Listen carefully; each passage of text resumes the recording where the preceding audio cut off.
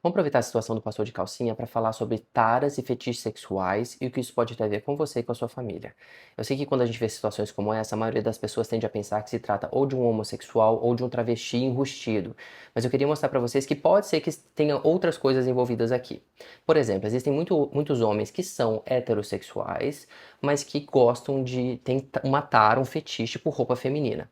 E às vezes eles podem fazer isso num âmbito particular, ou seja, usam dentro de casa sem ninguém ver, às vezes usam por baixo da roupa de homem e eles vão se satisfazendo sexualmente com essa tara sem ninguém estar envolvido, sem ninguém ver isso, tá? E tem homens que combinam essa tara por roupa feminina com uma questão exibicionista, ou seja, eles querem correr o risco também de serem vistos dessa forma.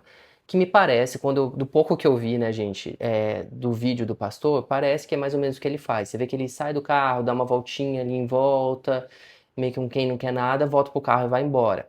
Parece que ele não só quer vestir e se apresentar como se fosse uma mulher, mas também ele quer se expor ao risco de ser visto. Ele não procura um lugar necessariamente cheio de pessoas, mas ele quer correr o risco de ser visto daquela forma exposta que ele está ali. Isso que a gente pode chamar de um fetiche ou de uma tara, ou seja, tem muitos fetiches e taras que são contra a vontade da pessoa, ou seja, a gente pode imaginar que no caso dele ele não esteja muito feliz com isso. Se ele pudesse escolher se ele gostaria de usar roupa de mulher e se expor assim na rua, ele provavelmente queria se livrar dessa vontade, desse impulso sexual, mas estava lá e ele se entregava repetidas vezes a esse impulso e estava lá na rua fazendo isso e até se expôs ao risco e o risco se concretizou e agora ele virou motivo de chacota nacional.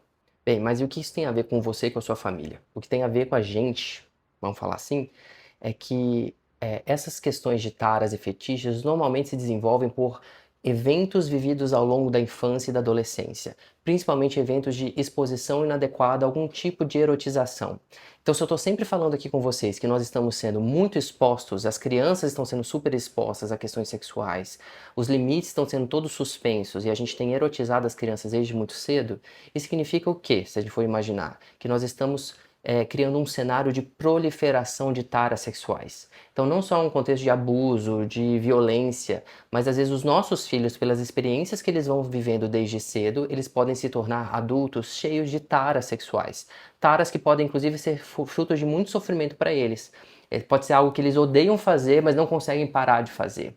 Taras e fetiches sexuais são muito mais comuns do que a gente tende a imaginar. E tem muita gente que sofre por causa delas, e eu imagino que cada vez mais pessoas vão sofrer porque estão crescendo nesse contexto de exposição e de exposição que vai produzindo cada vez mais taras e fetiches sexuais nas nossas crianças e nos nossos adolescentes.